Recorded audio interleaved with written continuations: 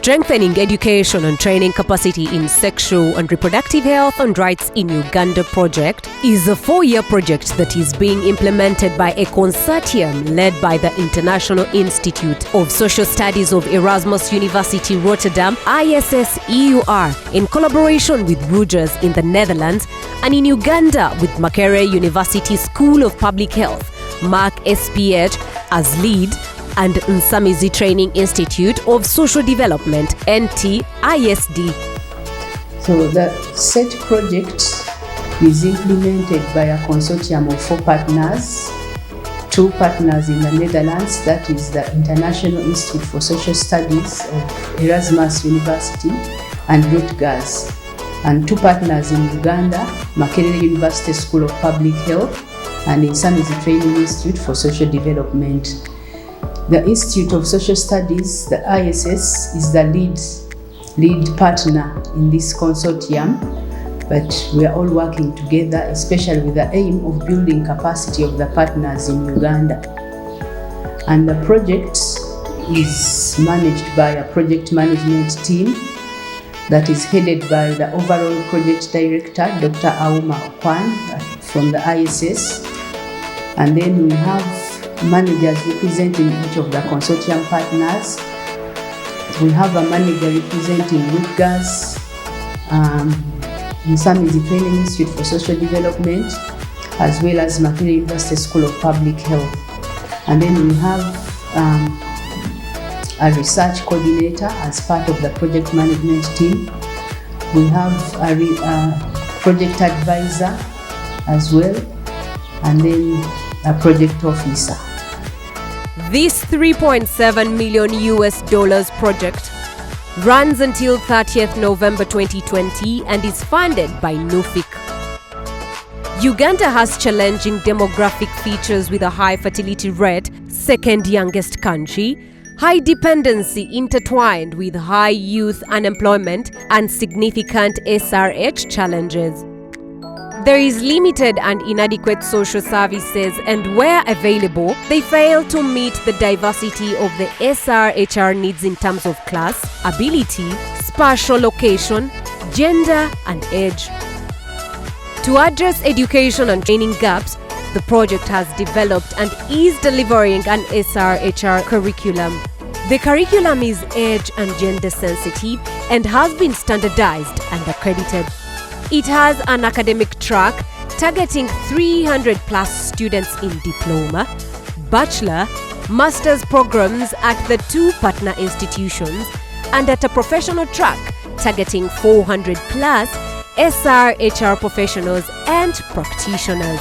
The reason for setting up the project really was looking at the indicators in Uganda that are quite poor, like maternal mortality rate is still high and persistently high. The total fertility rate is also high. The contraceptive prevalence rate is low, and people generally have poor access to SRHR services. And the quality of SRHR services is also not very good. So the idea of this project is to help build capacity of the partners in Uganda so that we'll be able to train SRHR professionals. And by increasing the number of SRHR professionals, we are able to increase access as well as the quality of SRHR services. We realized that in Uganda there are so many providers of SRHR services, and each of these providers trains their people using a different curriculum. So there was no standardized curriculum on SRHR. Some are training for 2 days, others for 3 weeks, and the content is not standard. So the SET project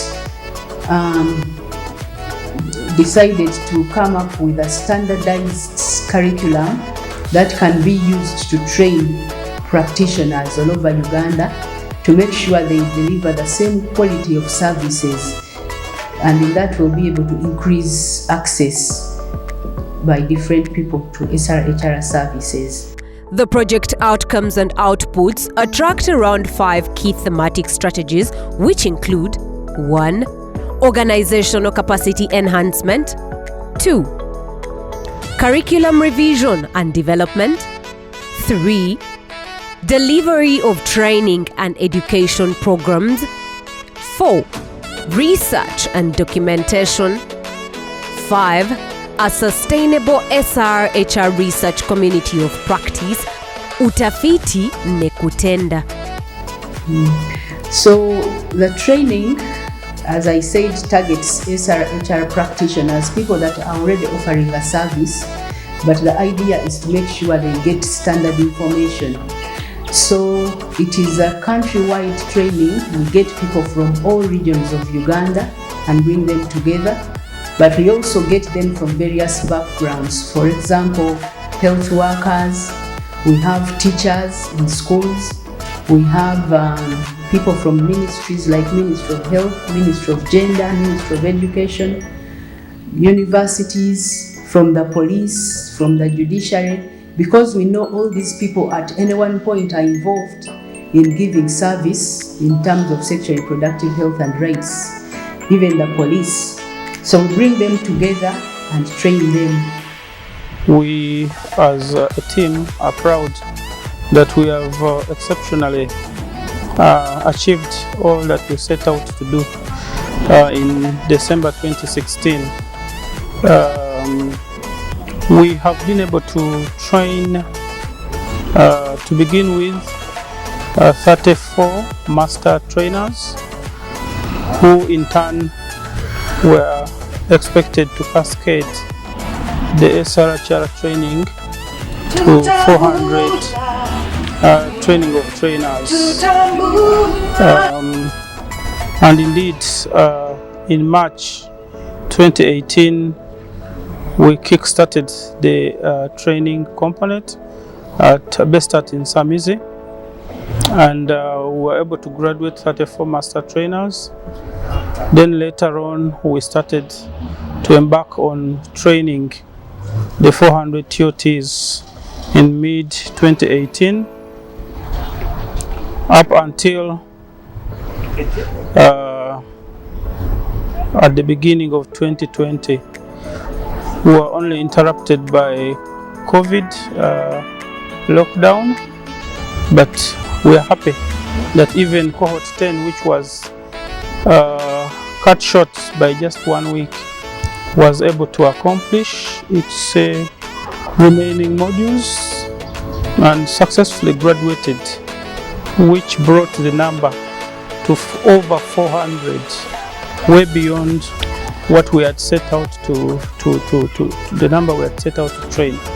Now these people that are trained come from across the country,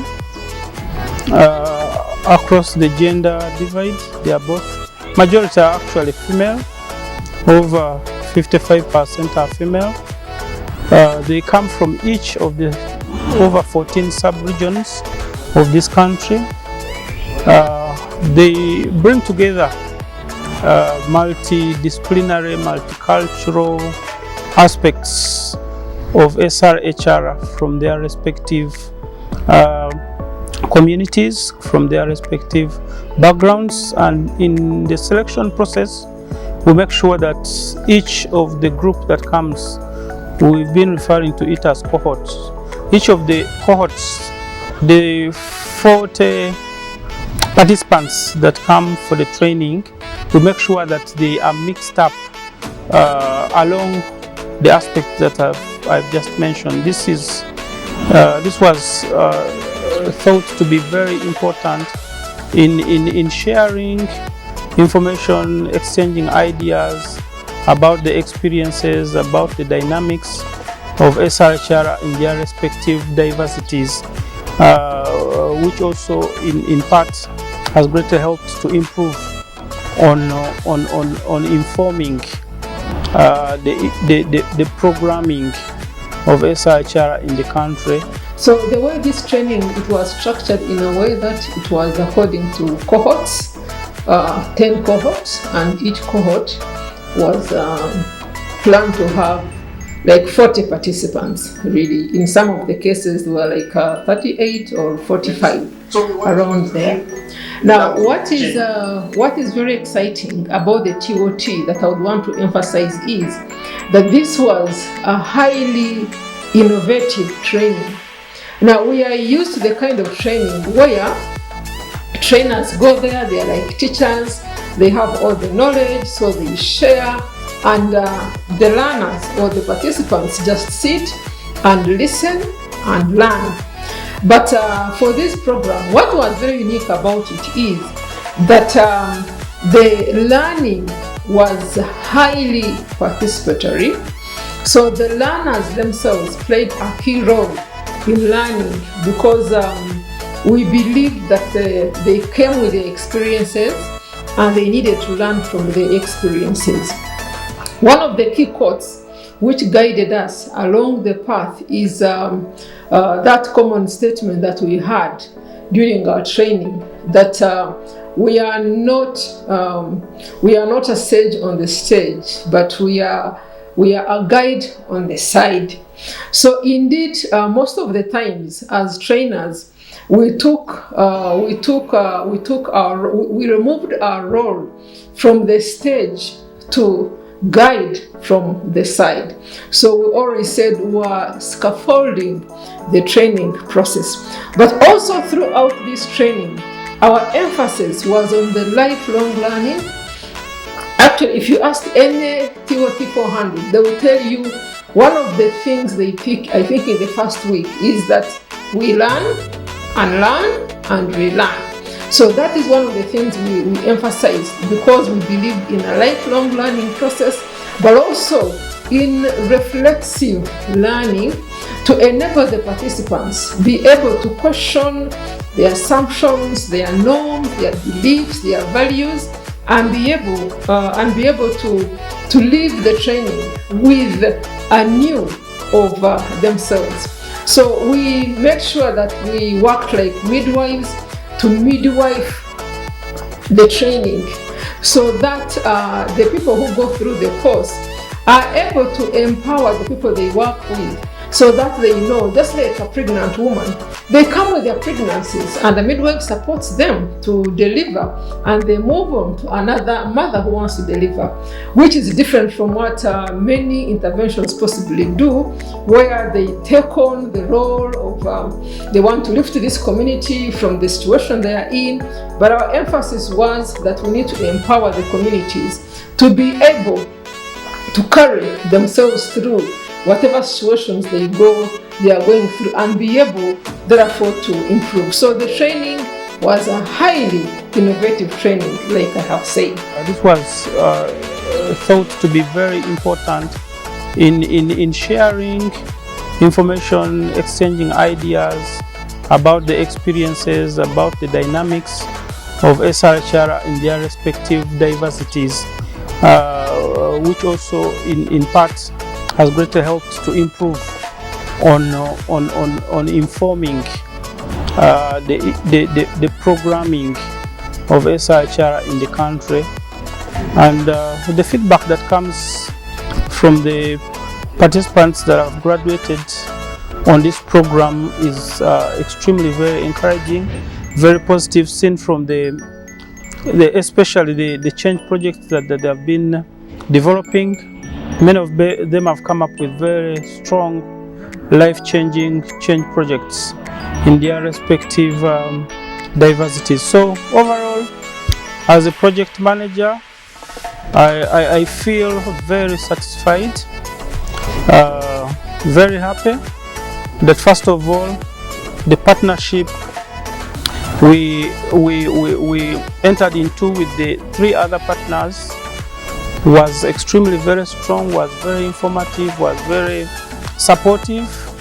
The cooperation, the level of cooperation was so high, and I am proud to have been part of a very successful team that has seen the project come to a very fruitful ending. The issue of sustainability was part of the project right from the beginning. So in training of TOTs and master trainers, the idea is that this will continue with training even after the project is over. They'll be able to support their various networks and continue training.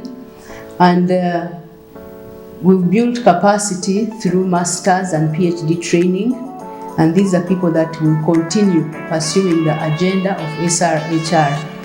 And then the facilities that have been renovated, like in Kasangati and in Nsamizi, will continue to be used. The center of SRHR in Kasangati is going to continue to be a hub where meetings can take place, where we can initiate linkages with other universities. Like for now, we are working with Lira University to also come up with develop a center for SRHR in the northern region to support other institutions in that part of Uganda. So we think that with this kind of capacity building, we'll be able to sustain the achievements of the project even beyond the project lifetime. We have learned a lot. Personally, I'm now a convert, I would say, because there is a way I would look at the SRHR services and issues, and I look at for people who, I don't know how to term it, but I had a negative attitude. But since I came in here, I'm relearning, you know. There's learning, relearning, and unlearning. So there are issues that we, as of now, cannot have learned. Yes, since I came here, like I said, I'm now a convert. I've learned a lot. But to mention a few, basically what I've learned and what I've taken is the gender transformative approach. Maybe in my doing, I've been approaching using the gender accommodative, but this training has helped me to start working with the gender transformative approach. One of the 5 project implementation strategies of the Set-SRHR is the establishment and facilitation of the community of practice, COP, utafiti na kutenda, at the national and subnational levels. Community of practice is aimed at using research and practice evidence to inform and influence HRSR policy and program uptake in Uganda. Nascent Research and Development Organization has been implementing the subnational community of practice in Iganga and Kawempe. In this project, community of practice have been coordinating it on behalf of Nascent Research and Development Organization from 2 sites. We started implementing community of practice in Kawempe and the Uganda district. In Kawempe, we've been working in 2 parishes, that is Komamboga Parish and Bwaise 2 Parish. In Uganda district, we've been working in 2 parishes, that is Bwanalira Parish and Mulamaji Parish. And we identified the influencers from these 2 sites. In Uganda, we happened to go through the district, and then the district referred us to Bulamaji sub-county. We have been working with all the leaders from the sub-county, the chief, Mr. Chintu Abdul, the LC3 chairperson, probation officer, and the CDO. So we selected the influencers through the sub-county structure, and the influencers we selected in Uganda came from different leadership positions. We have been having pastors, we've been having youth leaders, village loans and savings association members, leaders. We've been having teachers, we've been having community members themselves, the imams, the local council leaders, the chairpersons and the vice chairpersons, so the parasocial workers, the VHTs, all those ones. We happen to select them, and we've trained 44 influencers from Uganda. It is the same criteria that we went through to select the influencers from Kawempe. We went to the division, Kawempe division, through the CDO's office, and then she referred us to the councillors in the area, where we went through and selected the influencers from there. It is the same leadership positions that we went through to get these leaders from the. We had the chairpersons of those zones, women from the VSLS, the youth leaders, the VHTs. We also had members from community-based organizations and other CSOs from within the community. When you compare the two areas geographically, Kawempe is more of a slum area, and then Iganga is more of a rural area. So we've been having a diversity of community influencers from these two areas. We've engaged them in capacity building trainings. We call them do shops. We have trained them to impact skills in them to influence maternal and adolescent health challenges in their area, in areas of sexual and reproductive health and rights. So we have delivered 5 do shops in each site. We have delivered 5 do shops in Kawempe. We have delivered 5 do shops in Uganda. We've been holding these do shops from the sub-county area, the sub-county, Bulamaji sub-county in Uganda, and also Kawempe division. Ebintu mbiteemu nkola era okusinziira ku musomo gwe twavaako enyuma. Bwe nayirayo eka natandikira waka. Waka ndi n'omukyala n'abaana. Okubakobera biki byensomye. Na ngeri ki era osobola okuba nga tubikwasisa okuba nga tulina kuba kyakuboneraku kubanga mpera nonze ndi influencer ate ekyokubiri nti ndi kyamaniro si wano. Ndina okuba ekyokuboneraku eri abantu ab'ekyalo kyenkulembera. Kuba twasoma omusomo gwa family planning, twamala twasoma kuno n'omusomo gwa domestic violence. Aye nze nasinga kuisira ku mulimo omusomo gwa family planning. Nga bwe nava kuno walitaye na continuity nakunganya eriyo ekibiina kyange kyendina kityamawo ky'abantu 30 kityamaka n'abakunganya n'abasomisaaku enkola ya family planning. N'abakuba nti enkola ya family planning nnungi gikozesa mu kuspacinga abaana era etuyambaku obutazaala buli mwaka. Namala bakobera ebirungi bya family planning nti nnungi, namala nabakobera ni type da family planning. Nabakobera nti type da family planning nnungi. Ayo era olina osooka okujja ku idwaliro ku health center bakukobera, bakukebera omusaayi, bakuba nti otosobola akozesa oba osobola okozesa. Ayagala nnyo okuinfluencinga abantu. Era bitono bye nasobola kusomako nalaba nti byali biyamba kwongera kuzimba abantu. Not just influencing them, but in helping them. Kubanga LC ebintu ebisinga byetololera ku maka. So nosanga nti ekintu kimu kyokka kyekyotololeko ebintu byonna. So kanze kyenakola being na ofisi yange y'ekyalo kufanya okulanga abaze jeno wanga si ensonga balese njagala nzire ku topic gye nalondawo eya family planning.